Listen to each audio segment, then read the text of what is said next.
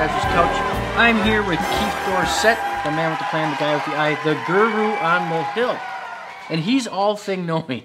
He knows everything. I come in every day and I'm just surprised. Every day you wake up smarter and smarter. Oh, today, we're talking about, Keith and I were talking about this the other day, getting back to our bodies, getting back in shape, making a commitment to stretch, to run, to walk. Keith, you were saying, because Keith was in college, he was here on scholarship. He was one of the fastest guys, Usain Bolt of the Bahamas. Yeah, still fooling him.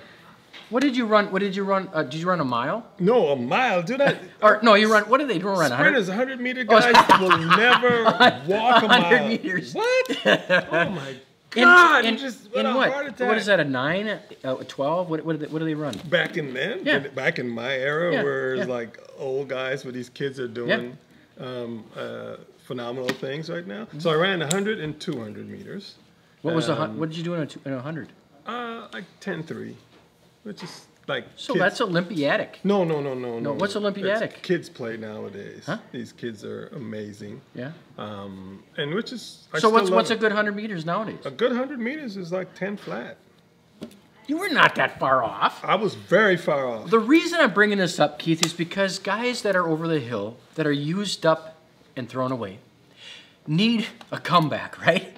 We need to feel it. We need to feel young again. No, Viagra is not the answer. Oh, what's poof? No, coming to work is not the answer. Dates. What kind of dates? We'll talk about that. Okay. So, tell me, Keith, how do we get back to our bodies? How do we get back in shape? Nutrition first. You have to eat. That's the hardest one. The biggest thing is understanding that you're not going to be, and some people are better than their 18-year-old self, right? Mm-hmm. There's some people that progress into being okay with themselves. But I believe nutrition is a big part of kind of, as you age, getting you to where you want, feeling what you want to. A lot of the things you genetically can't or shouldn't eat. Yeah. That affects mind, body, and soul. But when we talk about nutrition, we're so limited, like, because we're retailers, right? We're limited on a daily basis of the type of foods that we have access to. They always say if it's a beige plate, it's probably not good for you. Well, part of what both you and I have is a background in certain disciplines. You were a wrestler, you know. I participated in a running event. So there's a discipline that you have to or should make it habitual. Okay. Where it's not too much to ask for.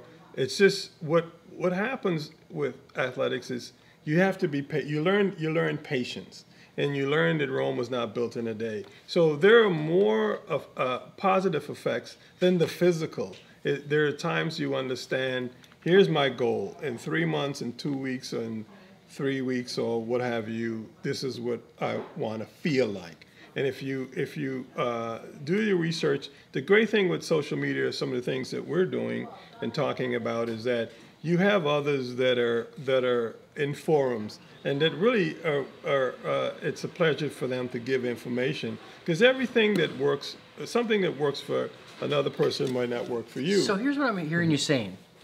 1, nutrition.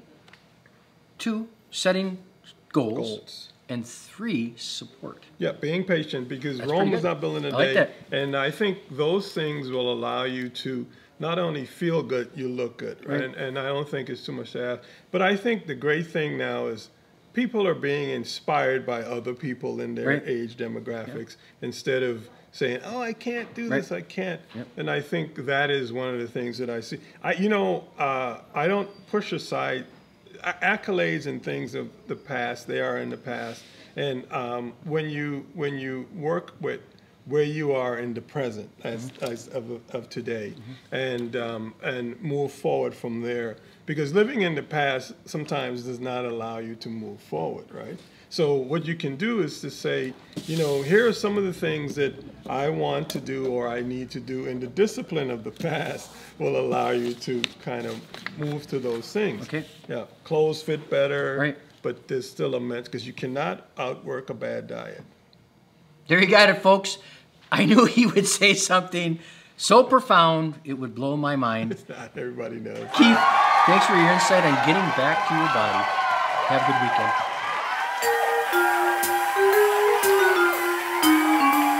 Hello, this is Amy the Hypnotist here at beautiful Heimie's Haberdashery, and this is Coffee Talk. A few months ago, there was this delightful meme going around the internet. It was talking about how sunflowers follow the sun with their blooms, and on cloudy days when they can't see the sun, it's said that they turn towards each other. Now, I don't know if this is actually true for sunflowers, but it certainly can be true for people. In fact, a pair of my favorite clinical psychologists, John and Julie Gottman, have a wonderful whole school and an institute talking about how to build relationships. They use the model of a house for how to connect and build friendships. On the very bottom level is what they call a love map. What is a love map? It is a guide to the inner world of your partner and friends. What do you really know about them? Ask them questions. Get to know about them, what their goals are, their hopes, their dreams. It's important. On the next level is fondness and affirmation. Treating that person like you're really happy to be with them and you appreciate them, using affirming words and noticing when they're doing something that you like and love about them. On the top level is turning towards each other. That's what made me think of the sunflowers. When you need attention or you want to connect, you tend to reach out. And that can be a comment, it can be a touch, it can be an observation. So when your friends or loved ones are reaching out to you in some way, turn towards them, acknowledge them, interact. This is what's going to build those wonderful relationships. So if plants can do it and turn towards each other, we can do it too. So this next week, have a wonderful time connecting and appreciating those wonderful people in your life. And that, my friends, is Coffee Talk. Hey everybody, it's Todd About Town, Todd Walker, with entertainment, travel, and more. Hey Todd, what's new? Happy Friday. Welcome to another show, the Haberdashers Couch. I'm here with Todd Walker, Todd About Town, who's all things Oktoberfest. Oktoberfest. Yes, it's... Man, this is a lineup. Yes, it's mid-September, and it always found it just kind of interesting that Oktoberfest start in September, because in Germany, the big, huge festivals are in September. So is this just a celebration of beer, or what is it? It's a celebration of the season. It's okay. October, and then... But why is beer included? Because in Germany, that's how they celebrate it. Because nobody would go to the fest if there was no beer. Yeah. So is there competitions for beer? Oh yeah. Mm-hmm. There's beers competitions for like. So there's ribbons awarded. Yep. There's gallantry. And then they do the whole parading. They do the. Okay, grab that gavel there, and there's. Let me stop talking. Hold on. Grab that. Yeah.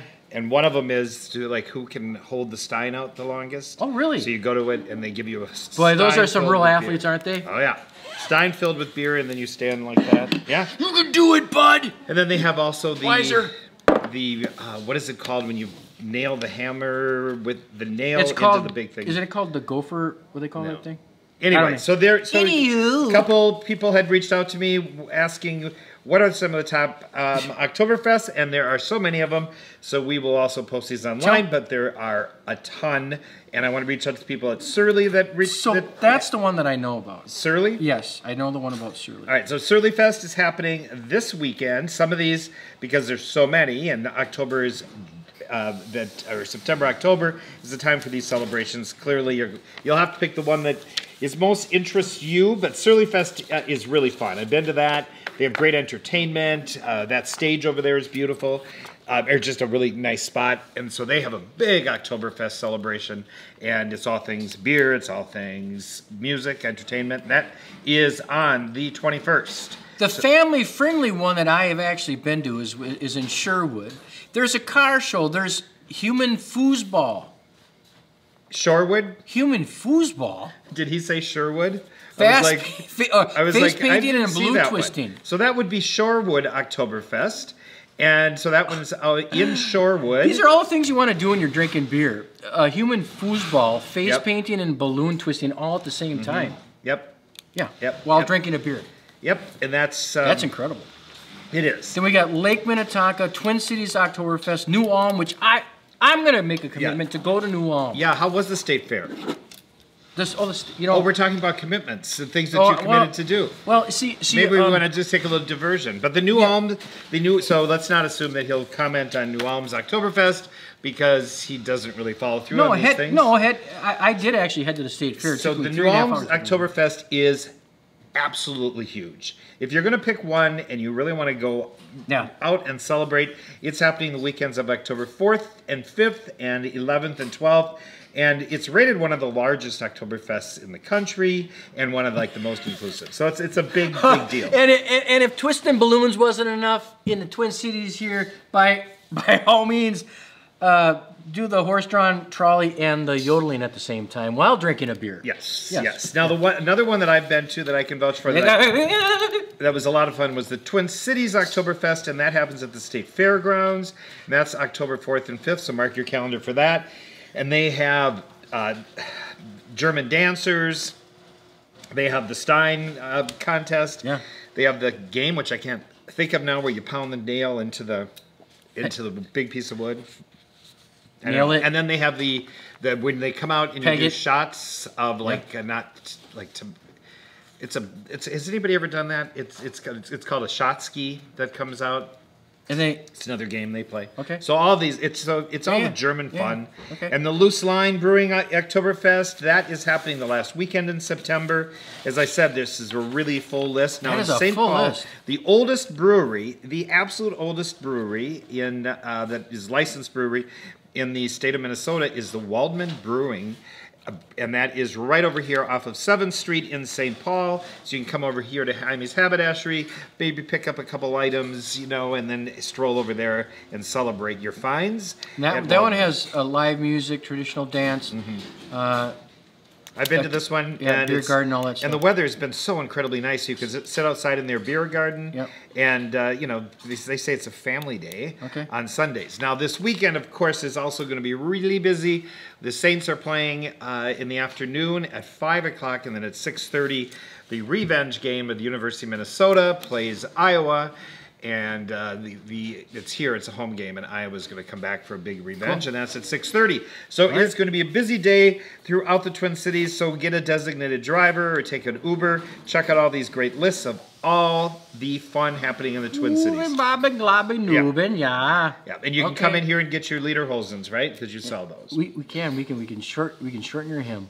So come into Heimie, see us, but also go out there and enjoy some of this Oktoberfest and. Ask me what I did last Sunday. Off camera or on camera? On camera. Last Sunday, I rented a 1965 Ford Mustang in Monterey and drove down the coast on Pacific Coast Highway down through Big Sur. That is too cool. Yeah, can we cover that next show? I mean, I have pictures of it. I want to see. But I got to tell you that what should be a really enjoyable experience. First of all, I don't really care about driving very much, but when it's one person and it's a beautiful Sunday in the afternoon and you're going from Carmel, Monterey, do you know that area? Yep. And you're driving down and there's quite a few people and you really can't take your eyes off the road and look, and it's a single belt seat belt, and they have the old drum brakes, so the car pulls a little bit. Yeah, it was. It was a nice ride. Bring some of those pictures. And we'll cover it in the next. Yeah. All right. I'll show them to you. Thanks for coming in, Todd. We'll see you next week.